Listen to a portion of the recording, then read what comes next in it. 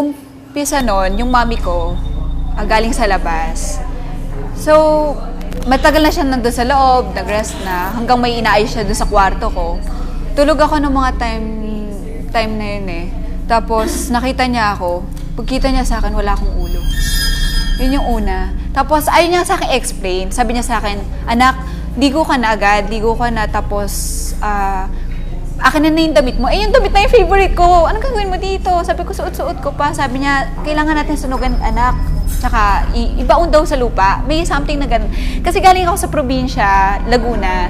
So, may mga, hindi ko masisi kung bakit meron silang paniniwalang ganun. Sabi, ayaw niya explain sa akin kung bakit. Sabi ko, bakit ma? So, sabi niya, sige na, maligo ka muna ngayon. Akin na yung damit mo. Kailangan na natin, silaban. Tsaka, ibaon sa lupa. Tapos, after nun, pinakalma niya ako. Sabi niya sa akin, kasi anak, nakita katang walang ulo. Sabi niya sa akin ganun. Kaya doon ako kinalabutan.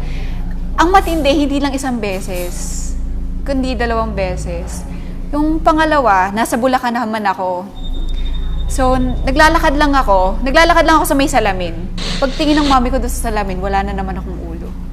So, yun yung time na bakit, sabi niya sa akin, Shai, mag-pray ka. Sabi ko, ma, nagpa-pray naman ako. Sabi ko gano'n. Tapos sabi niya, mag-pray ka ulit.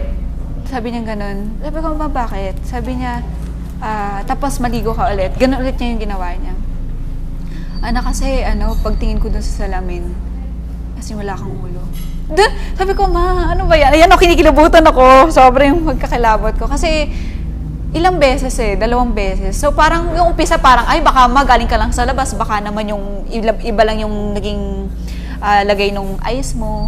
So, yung pangalawang beses, parang nasa loob lang siya ng bahay, napadaan lang ako sa salamin, tapos nakita niya akong walang ulo. Yun yung matindi. Yun sabi ko, sige na.